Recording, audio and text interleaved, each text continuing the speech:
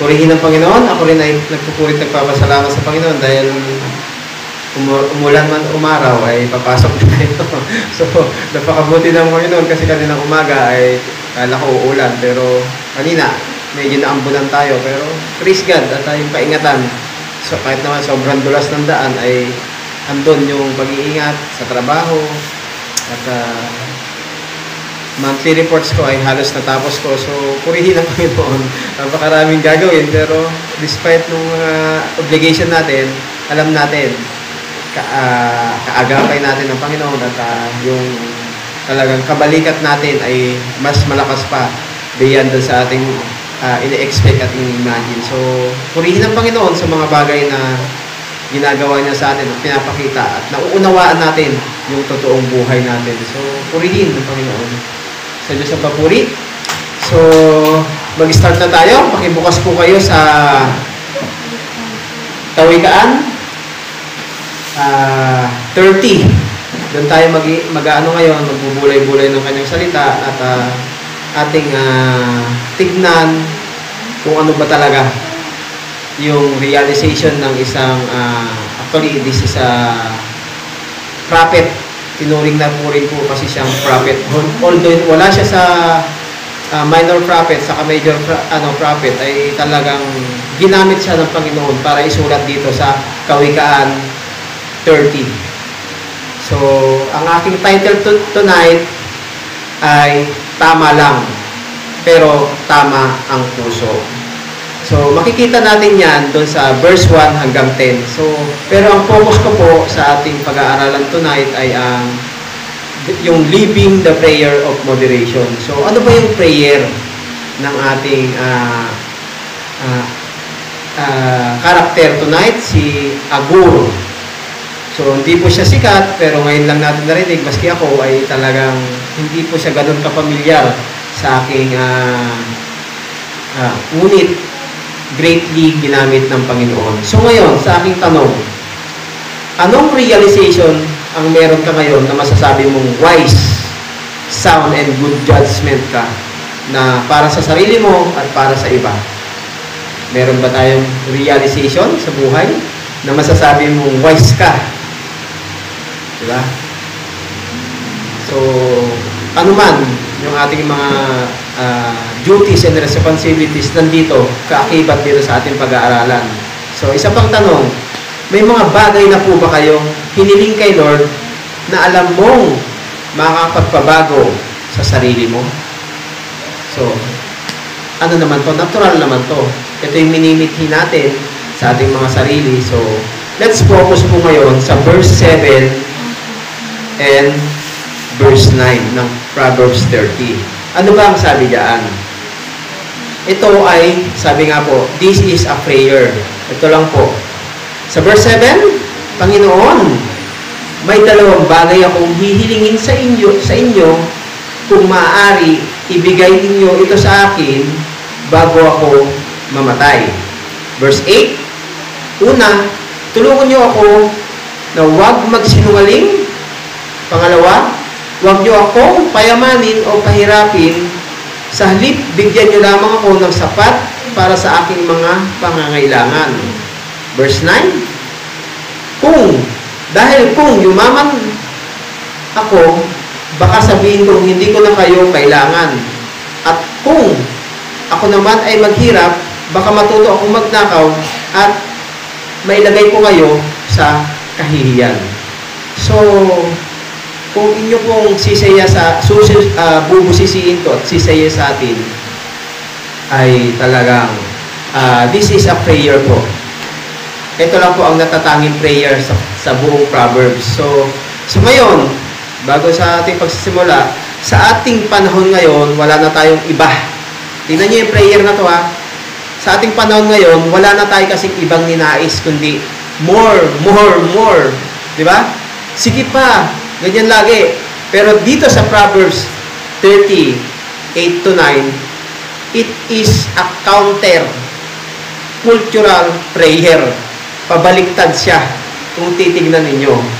So, instead na mag-ask si Agur, instead na mag-ask siya ng abundance or success, Yung si Agur ay nag-ask siya for just enough. Yung tama lang. Not too much, not too little. Sabi niya nga, yung hindi siya ganun kadami at hindi rin ganun kakonti. So, kung ating titignan pa, ito ay isang panalangin na galing sa pusong may takot sa Diyos at nauunawaan ang kahinaan ng tao. So, this is a prayer of a humble man, a wise man. Talagang So, mga kapatid, sa panahon ngayon, na sobrang ingay ng mundo, laging may bagong kailangan, laging may bagong gadget, may bagong trend, may bagong goals. Ganyan tayo hindi nawawala yan. May bago tayong parang feeling natin, laging kulang, laging naghahabol. Ayan ang ating sitwasyon ng reality sa buhay. So, sabi dito, ang puso ng tao ay madaling mahulog sa comparison or inggit. Amen ba tayo doon? Lagi tayong nagpo-compare. Lagi tayong may desire or inggit. Aminin man natin at hindi, meron at meron. Diba? Pero dito, sa prayer ni Agur, siya ay kontento. Isisihin niyo po yan. Proverbs 30 po, Deaconess.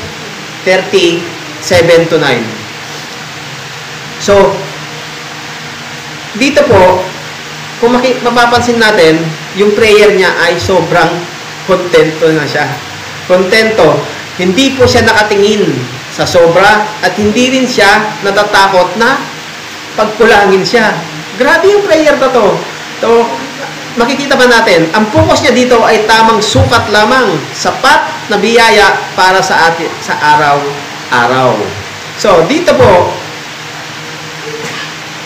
sa salita ng Diyos, tinuturo niya sa atin ang isang kakaibang klaseng pamumuhay. So, simpleng buhay. Isang buhay na may kakontentuhan, contentment, at ito ang pinakamahalaga, may integridad. Yun talaga ang ating focus ngayon dito. So, sa madaling salita po, this is a request of a wise heart, a righteous prayer. Meron siyang desire to do right. Meron din siyang desire not to do wrong. Di ba? Mapapansin niyo dyan. So, ngayon, ask yourself, kapatid, as we go along po sa ating pag-aaralan ngayon, ready na po ba? Ready na kayo? Kita nyo, mamaya, tingnan nyo, si Agur ay isang matalino. Pero sabi niya sa verse 1 to 2, ay yung unang verse 1 to 3, sabi niya, siya ay mangmang at walang alam. Tingnan nyo sa verse 1 and 2. So, ganun siya ka-humble. Mapagpakumbaba siya. Doon, alam niya yung limitadong kaalaman niya. May deep insight siya tungkol sa buhay at pananampalataya. So, si Agur, yung background niya po kasi daw, ay hindi naman ganun, hindi siya ganun kasikat. At talagang wala na ibang naisulat sa Bible na tungkol po sa kanya. So, ang galing daw siya sa either sa loob ng Israel or sa loob ng Israel. Sinerge ko kasi, wala talaga. So, sa buong aklat po ng Proverbs, dito lang po, makikita natin, ito lang yung tanging panalangin sa aklat ng Kawikaan. Isang honest prayer ng isang taong gustong mabuhay ng kalugod-lugod sa Diyos. Ganun ba kaya tayo ngayon? Meron ba kaya tayong, siyempre, andun yung desire natin, yes. Pero, tignan pa natin. So ngayon, ang kanyang panalangin daw po ay tungkol sa ating, ano yung meron doon? Doon sa nabasa nating 3 verse na yan. Tungkol sa ating karakter. Tungkol sa ating katapatan at contentment. Ngayon, tignan natin yung verse 7. Dalawang bagay ang hinihiling ko sa iyo. Lord, ito lang talaga ang mahalaga sa buhay ko. Ano yung prayer niya? Agur prays before he dies. Sabi niya, nagpapakita ito ng panalangin niya ay panghabang buhay at alam niyang sobrang halaga. So, hindi siya humingi ng comfort o success, di ba? Napapansin niyo, hindi siya humingi kundi ang hiniling niya yung integridad at tamang puso. Pusisiin natin. So ngayon, ikaw kapatid, ano ba ang lagi mong hinihiling sa Diyos ngayon? Yaman ba? Tagumpay ba? Popularity ba? O isang pusong tapat at kontento lang? Ganun tayo. Ano ang hinihiling mo sa Diyos ngayon? Yaman? Tagumpay? Popularity? Hindi ganun si Agur. So ngayon, tingnan natin yung contrast. So ngayon sa una kong puntos, ilayo mo ako sa kasinungalingan at kasamaan. Makikita natin yan sa verse 8a. So ngayon, sabi nga po, ilayo mo ako sa kasinungalingan at kasamaan. So this is a righteous request. Di ba? Napakagandang request nito. May kasabihan nga, di ba? At hindi naman natin nilalahat. Sabi nga, pag sobrang yaman, minsan nalilimutan ang Diyos. Nandun, totoo yan. Ngayon, may kilala ba tayo na nung walang-wala pa siya masyadong wala pa siyang masyadong pera, laging nasa church? Di ba? Nung wala pa siya ganung talaga tinatangkilik. Laging nasa church yan, active sa ministry, napaka-prayerful niya. So yan tayo. Yan yung literal na buhay natin. Pero nung umasenso na-promote na, nakabili na ng kahit anong gusto niya, nag-abroad, unti-unting lumalamig sa pananampalataya. Pero si Agur, hindi po ganun. Wise request siya. Righteous request ang kanyang hinihiling palagi. Kaya, ang danger po dito, na ang kasinungalingan daw po, kaya nga sabi niya, ilayo mo ko sa kasinungalingan. Ang danger dito, yung kasinungalingan ay hindi lang pagsisinungaling, kundi pamumuhay sa pagkukunwari at pandaraya natin. Nandun tayo sa buhay na ganito. So, paano?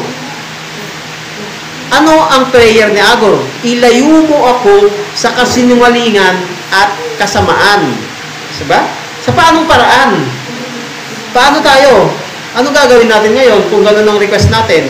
Ilayo mo ako sa kasinungalingan at kasamaan. Ano ang dapat natin gawin? Dapat daw po magdasal tayo na huwag tayong maging fake.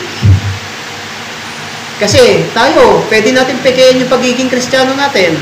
Pwede tayong magpakitang mabuting loob lang. Pero sa labas, paano? Diba? Sa social media, sa relationship, higit sa lahat, sa ating spiritual life. Hindi po natin madadaya yan. So ngayon, yun po yung paraan para hindi tayo madaya. Kaya ilayo mo ako sa kasinungalingan at pandaraya. Kaya nga po minsan, yung ating blessings minsan nagiging distraction, di ba? Pero si Agur, ibang hiling niya eh. Humble. Huwag mo akong payamanin kung ang kapalit ay paglayo ko sa iyo. Grabe. Kaya ba natin mag-pray ng ganon? Tatingin nyo ngayon, yung kondisyon ng ating buhay, ganon ba ang prayer natin? Simple? Baka hindi natin kayang i-prayer to. Kaya ba natin? Napakahirap po, di ba? Lord, huwag mo akong payamanin kung ang kapalit ay paglayo ko sa iyo. Counter-cultural prayer po yun. Kabaliktaran. Ang nais niya, yung malinis na puso. So ngayon, tingnan pa natin. Kaya ang paalala po, ask yourself palagi, kapatid. It's reminder po sa atin na kailangan daw po, I am still seeking God ba? Nagsisik ba tayo? Naglulong ba tayo? Kagaya ni Agur? Diba? I am still seeking God na kagaya ng ginagawa ko nung kailangan ko pa siya sa lahat. Kasi nung walang-wala tayo, sinong nalapitan natin? Wala tayong ibang malalapitan kundi ang magulang natin at ang Panginoon. Yung kasama ko nga sa trabaho, sabi niya sa akin, nung sila'y humihiling, ang bilis-bilis ko magbigay. Sabi niya, pero nung walang-wala na ako, magulang ko lang ang nakatulong sa akin. Nag-confess yung kasama ko. Ganon siya kahirap. So ngayon, ito ngayon yung ating paalala. Dapat sinisik natin ang Panginoon. So, sa pangalawang point ko, huwag mo akong bigyan ng karangyaan ni ng kahirapan. Makikita natin yan sa verse 8b. Pag sobrang hirap, minsan natutukso naman tayo. Ganun ba tayo? Di ba? So, natutukso tayo na gumawa ng mali. This is a kalaban. Kalaban po. Di ba? Mamaya magtatanong po ako isa-isa. Dito sa realization nyo po dito, sa verse na ito. Kasi talagang twist, counter yung ating prayer dito na ayaw ni Agur yung sobrang yaman. Baka makalimot siya sa Panginoon. So ngayon, sa isang reality ng buhay, sample, di ba? Yung isang ama na wala ng trabaho, dahil sa gutom, napilitang magnakaw sa palengke. Ganito yun eh. Wag mo akong paghirapin, baka matukso akong gumawa ng mali. Sabi yan sa verse 8b. Diba? So ngayon, sa pang-estudyante naman, walang pamasahe, kaya gumawa ng excuse na magsinungaling para makalibre. Mga ganon na sitwasyon, senaryo ng mga buhay natin, totoo to, reality po ito.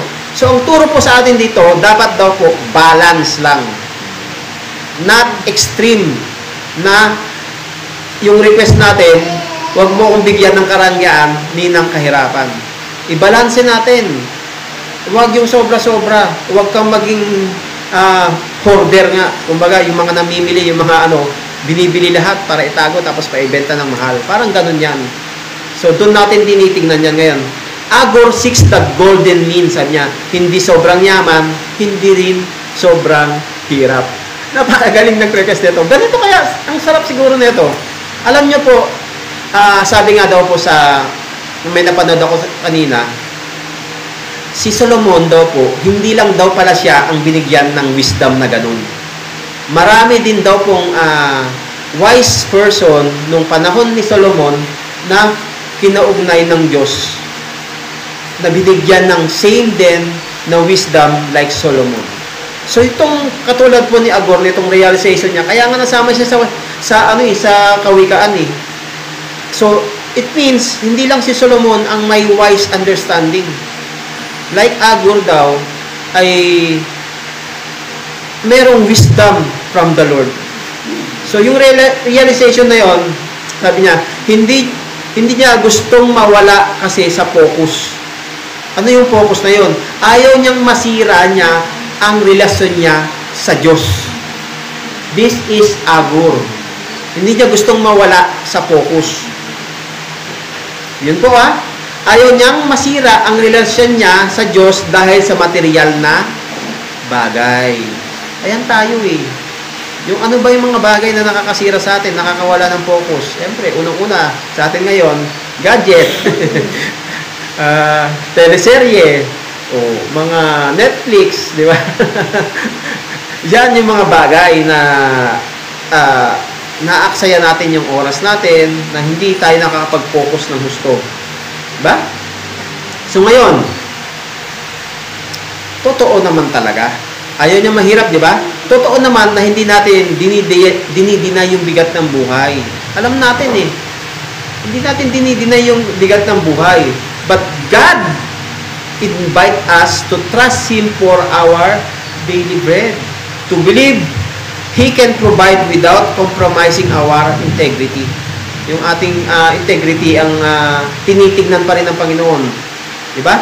Pwede bang kayang ayaw ibigay ng Diyos ang extra sa'yo ngayon dahil mapapalayo kaya sa Kanya? Pwede.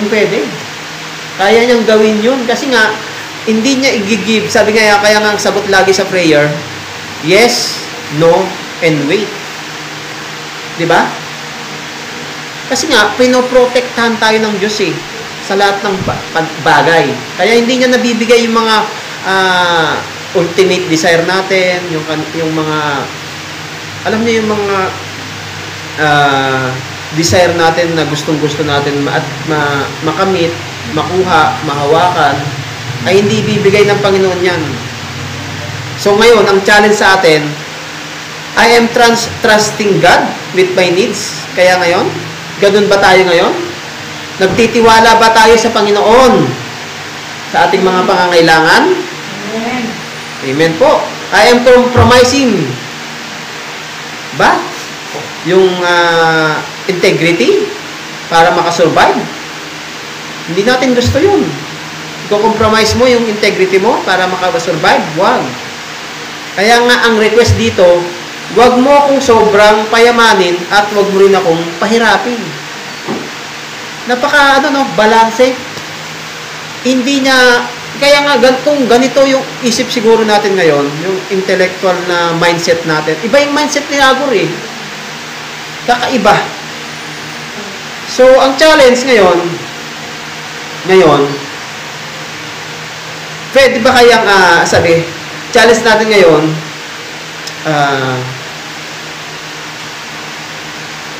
dapat daw, ang hilingin natin do sa HC, yung pagkain kailangan lamang natin sa araw-araw. Daily bread. Tama lang. Kasi nga, alam nyo po, kaibigan kapatid, yung tama na tinatamasan natin ngayon, hindi daw po ito curse.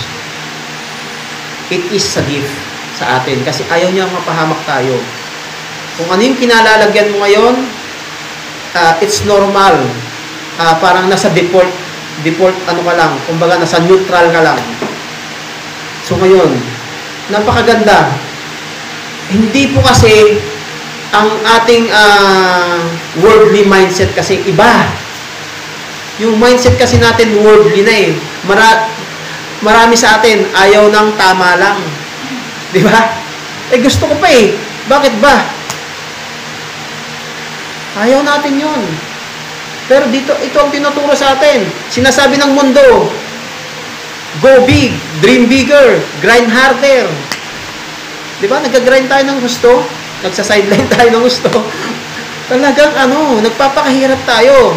Kasi nga, si Agor po, iba yung mindset niya, tama lang, Lord. Yung tama lang.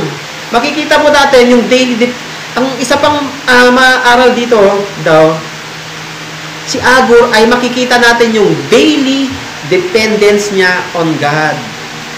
Ito ang pinakamahalagang aral sa atin. Huwag tayong mag-rely sa ating karunungan, sa ating resources, bagkus yung dependence natin ay nananatili lagi sa Panginoon lang. Kaya nga sabi sa Matthew 6:11, di ba? Give us this day our daily bread. Yun lang. Sapat na. Agor has not asked for just enough para sa pang-araw-araw. Hindi hoarding, hindi luxurious, kundi simpleng pamumuhay. Madalas po na sumusobra na tayo sa kahilingan natin. Pero hindi pala yan ang gusto ni Lord para sa atin. Totoo. Masyado tayong naghahangad, nag-hoard for luxurious life. Hindi pala natin kaya. Di ba? So, yun po. Napakaganda na itong realization na to. Kumbaga, humbleness, contentment, nandun na lahat eh. So, kaya, ang example sa atin dito, di ba? Example sa atin, sa family natin, yung kumakain lang tayo, sardinas ang ating ulam, di ba? Pero, wag ka, yung family na yon ay prayerful, at close sa isa't isa, di ba? Sarap lang ng ganun, di ba? Napakasimple at payak na buhay. Yun ang gusto ni Lord sa atin eh. Kumpara sa mga mansion, kompleto sa appliances, puro puno naman ng alitan, full of anxiety, and puno ng guilt. Napakahirap. Ang laking pagkakaiba sa family na mahirap na alam mong nagtatawanan at simple compared sa mansyon na tinitirahan mo pero kabaliktaran yung mga nangyayari sa realidad ng buhay na dapat ikaw ay masaya. So, hangarin po natin yung contentment dito, kaibigan kapatid. A life that is simple but full of peace is better than a life that is flashy but full of anxiety and guilt. So, ang tanong, do you trust God for today? Amen. Diba? Are you always anxious about tomorrow? Hindi na. So, yun, at least, dapat, ano yung anxious? So, hindi dapat. Kasi, kung naghahangad ka, alam ni Lord ang kailangan mo eh. Never na natin kailangan pang tanungin. Pero dapat, nandun yung aksyon, working ka pa rin. Gagawa ka ng paraan. Kikilos ka. Pero dapat, right yung heart mo. Tama yung puso natin. Amen? Diba? So, sabi nga po, sa pang-apat, kung ako'y yumaman, sa verse 9 na, kung ako'y maghirap, so, this is, ito, binalansin na naman dito. Balance ito. Both prosperity and poverty can be spiritual danger. Dito na. Napakagandang balance na ito. So, sabi sa yung yaman daw po natin, ang magiging cause niyan, maaring kalimutan ng Diyos, maaring maging proud tayo, at mag-rely sa ating sarili. Doon sa kahirapan naman daw po, maaari tayo magnakaw, mandaya, at mawala ng tiwala sa Diyos. So, kabaliktaran. Ngayon, karaniwan o marami sa atin addicted na. Saan? Just in case. Ano yung just in case na yun? Kasi nga, gusto natin lagi tayong may backup. Lagi tayong, yung just in case na yan yung ating mga bank account, mga ipon, mga savings, di ba? Which is good. Hindi masama. Pero minsan, nagiging idol yung security. Amen? Yung pagiging gusto ko secure ako. Kaya nga yung iba, yung mga kumukuha ng, ano ba to? Insurance na dun sa pagkamatay. Yung St. Peter, yes, it's a good. Pero sabi nga, kung totoo, it's a luxurious life. Luxurious, cultural pa rin siya. Kung titignan natin. Ayaw nating paghirapin na yung may iwan natin. Di ba? So ngayon, anong sabi dyan? Nagiging idol natin yung security. Pero sabi ni Agur, bigyan mo lang ako ng sapat yung daily bread natin. Ngayon, mag-ipon pero wag dapat daw attach. Bakit? God is your source. Diba? Si Lord ang ating source. So, sabi, live wisely but also live dependently on God every day. Daily. Yung dependent natin kay Lord ay talagang So, anong response dapat ang ating dapat makita? Not too much or not little. Gaya ni Agur, ask God to keep you in place where you can still honor Him. Dapat keep in place daw tayo and ang nagagawa pa rin natin yung glory ni Lord, ma-honor natin siya sa lahat ng ginagawa natin. Despite ng ating mga pinagdadaanan, despite ng ating mga pains, silent battles, ay dapat you can still honor the Lord sa bawat gagawin ng ating mga kamay. Kumbaga, ang prayer dapat palagan natin ay pagpalain mo, O Lord, at gawin mo rin akong daluyan ng pagpapala para sa iba. Para mag-glory siya dun sa mga bagay na galing, na alam mo na nag-rely ka Lord, nag-rely ka kay Lord at nag-depende ka kay Lord, yun yung makapagbigay ng glory sa Kanya. Hindi sa'yo, hindi sa sarili mong lakas. So ngayon, ang tanong, I am trusting more in my bank account than the Lord? Than in the Lord? Nagtatrust ba tayo lagi sa ating mga bangko? So ngayon, how to live the prayer of moderation today? Paano ka mamumuhay? Like prayer of Agur. Diba? Dapat daw, practice natin yung ating mapagpasalamat. Practice daily gratitude. Instead of complaining, say thank you kay Lord. Sapat na yun sa Kanya. at tutulungan ka ni Lord. So, what's out daw natin yung puso natin in terms sa ating prosperity? Dapat keep seeking God even when life is comfortable. Kahit nasa komportable ka ng pamumuhay or komportableng sitwasyon, dapat keep seeking God like Agur. Be honest in times of need. Don't cheat, steal, or manipulate. God honors our integrity. Yung ating pagiging pagkakaroon ng integridad. Kumbaga, gumagawa ka ng tama kahit na walang nakakakita. Yun ang best example ng integrity. So, kailangan pa natin, like Agur, paano siya lumalim sa kanyang understanding dito, sa kanyang wise request. So, ano yun? Nagsiset siya ng goals, spiritual goals, nagsiset siya ng paano siya makaipon. Ang tawag sa kanya dito, collector din eh. Si Agur eh, parang, ano ba yung nabasa ko kanina? Ano din siya? Malihilig siya mag-gather ng information. So, napakatindi. So, higit sa lahat, dapat matuto din po tayo mag-share the blessing. When you have more than enough, be the answer of someone else's prayer. Kaya yung prayer na to, talagang napakalaga. So, ito po ang pinakamahalaga, contentment, dapat ang umiral. Yung pagiging kakontentuhan natin, it's a sign of our spiritual maturity.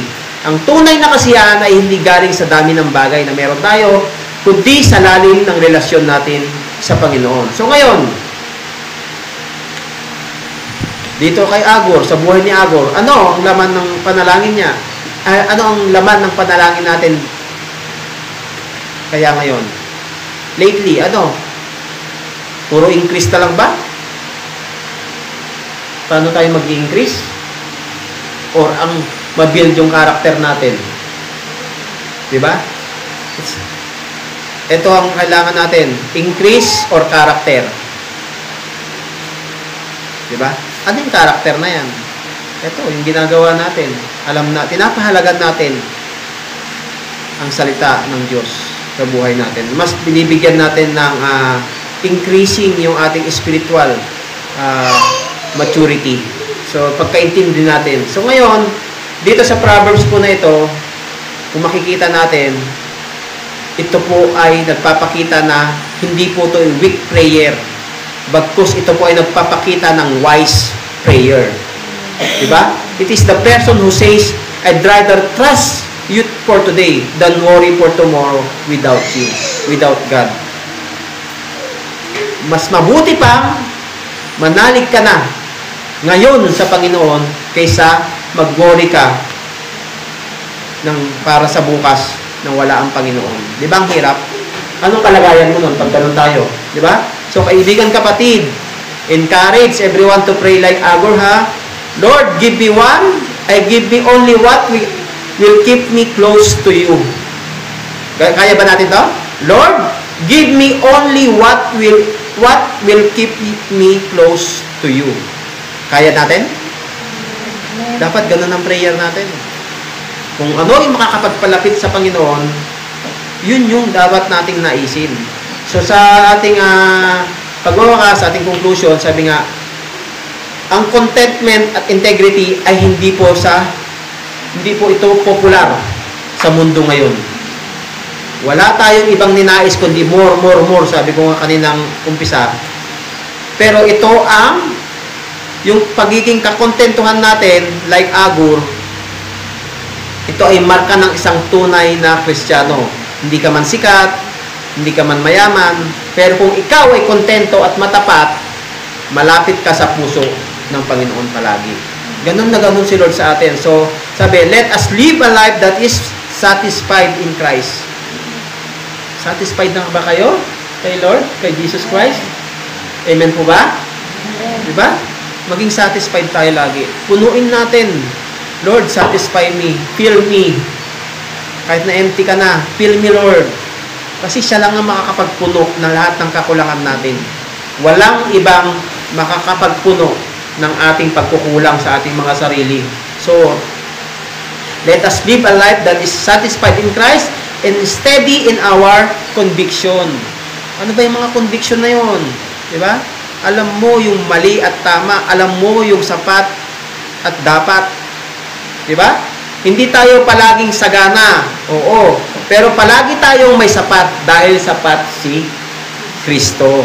Amen po ba? So sa kabuuan po nitong Proverbs 7 to 9, dito po makikita po natin yung righteous desire, righteous request, and righteous motives. Yung tatlong yan ang susi dito sa tatlong tinalakay natin this night. So, meron po ba kayong idadagdag? So, sa Diyos ang papuri. Purihin ng Diyos. So, meron ba tayong nagrema sa ating mga